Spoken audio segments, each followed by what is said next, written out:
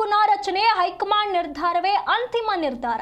ವರಿಷ್ಠರ ತೀರ್ಮಾನಕ್ಕೆ ನಾವು ಬದ್ಧ ಅಂತೇಳಿ ಬೈರತಿ ಸುರೇಶ್ ಶಿವಮೊಗ್ಗದಲ್ಲಿ ಹೇಳಿಕೆಯನ್ನ ನೀಡಿದ್ದಾರೆ.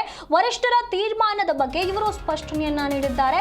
ಸಂಪುಟ ಪುನಾರಚನೆಯ ಬಗ್ಗೆ ಏನೆಲ್ಲ ಚರ್ಚೆ ರಾಜ್ಯದಲ್ಲಿ ನಡೀತಾ ಇದೆ, ಇದರ ಬಗ್ಗೆ ಅವರ ಹತ್ರ ಕೇಳಿದಾಗ ಅವರು ಹೈಕಮಾಂಡ್ ನಿರ್ಧಾರವೇ ಅಂತಿಮವಾಗುತ್ತೆ, ವರಿಷ್ಠರು ಏನು ತೀರ್ಮಾನವನ್ನ ತೆಗೆದುಕೊಳ್ತಾರೋ ನಾವು ಅದಕ್ಕೆ ಬದ್ಧ ಅಂತೇಳಿ ಹೇಳಿಕೆಯನ್ನ ನೀಡಿದ್ದಾರೆ.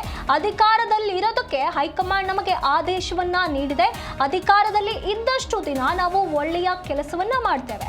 ಸಂಪುಟ ಪುನಾರಚನೆ ಆದ್ರೆ ಎಲ್ಲರಿಗೂ ಕೂಡ ಇದರಿಂದ ಒಳ್ಳೆಯದಾಗತ್ತೆ, ಎಲ್ಲರಿಗೂ ಕೂಡ ಇದರಿಂದ ಅವಕಾಶ ಸಿಗತ್ತೆ, ಒಳ್ಳೆಯದೇ ಆಗತ್ತೆ ಅಲ್ವಾ ಅಂತ ಹೇಳಿ ಬೈರತಿ ಬಸವರಾಜ್ ಅವರು ಶಿವಮೊಗ್ಗದಲ್ಲಿ ಹೇಳಿಕೆಯನ್ನ ನೀಡಿದ್ದಾರೆ.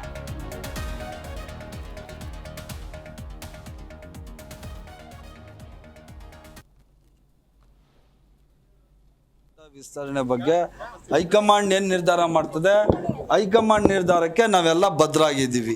ಕಾಂಗ್ರೆಸ್ ಪಕ್ಷ ಮುಖ್ಯಮಂತ್ರಿ ಆಗಲಿ ಉಪಮುಖ್ಯಮಂತ್ರಿ ಆಗಲಿ, ನಾವೆಲ್ಲ ಮಿನಿಸ್ಟರ್ಸ್ ಆಗಲಿ ಶಾಸಕರಾಗಲಿ, ಕಾಂಗ್ರೆಸ್ ಪಕ್ಷದ ಹೈಕಮಾಂಡ್ ಏನು ಹೇಳ್ತದೆ ಜನಗಳಿಗೆ ಒಳ್ಳೇದು ಮಾಡಬೇಕು ಅಂತ. ಇಷ್ಟು ದಿನ ನೀನು ಅಧಿಕಾರದಲ್ಲಿರಪ್ಪ ಅಂತೇಳಿ ಅಷ್ಟು ದಿನ ಅಧಿಕಾರದಲ್ಲಿರ್ತೀವಿ, ಯಾವತ್ತಾಗಲ್ಲ ಶಾಸಕರಾಗಿ ಕೆಲಸ ಮಾಡ್ಕೊಂಡಿರ್ತೀವಿ. ಇದರಲ್ಲಿ ಹೋಗ್ತಾನೆ ಇರ್ತಾರೆ ರೀ, ತಪ್ಪೇನೈತೆ, ಒಳ್ಳೆ ಕತೆ ಆಯ್ತಲ್ಲ, ಯಾಕೆ ಹೋಗ್ಬಾರ್ದು ಅಂತ ಕಾನೂನು ಇದೆಯಾ? BJP ಸರ್ಕಾರದಲ್ಲಿ ಮೂರು ಜನ ಮುಖ್ಯಮಂತ್ರಿಗಳು ಚೇಂಜ್ ಮಾಡ್ತಾರೆ, ಹಂಗಾದ್ರೆ ಕ್ಯಾಬಿನೆಟ್ ರೀಶಫಲ್ ಆಗಬಾರ್ದಾ? ಸಿಗ್ಲಿ ಅವಕಾಶ ಬಿಡಿ, ಎಲ್ಲರಿಗೂ ಸಿಗ್ಲಿ, ಅದರಲ್ಲಿ ಏನಿದೆ. ಸಂಪುಟ ವಿಸ್ತರಣೆ ಬಗ್ಗೆ ಹೈಕಮಾಂಡ್ ಏನು ನಿರ್ಧಾರ ಮಾಡ್ತದೆ, ಹೈಕಮಾಂಡ್ ನಿರ್ಧಾರಕ್ಕೆ ನಾವೆಲ್ಲ ಬದ್ಧರಾಗಿದ್ದೀವಿ.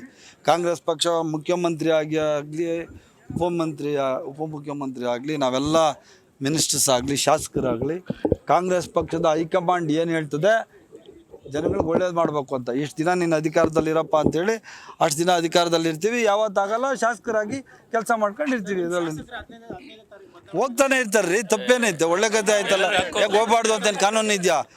BJP ಸರ್ಕಾರದಲ್ಲಿ ಮೂರು ಜನ ಮುಖ್ಯಮಂತ್ರಿಗಳು ಚೇಂಜ್ ಮಾಡ್ತಾರೆ, ಹಂಗಾದ್ರೆ ಕ್ಯಾಬಿನೆಟ್ ರೀಶಫಲ್ ಆಗಬಾರ್ದಾ? ಸಿಗ್ಲಿ ಅವಕಾಶ ಬಿಡಿ, ಎಲ್ಲರಿಗೂ ಸಿಗ್ಲಿ, ಅದರಲ್ಲಿ ಏನಿದೆ.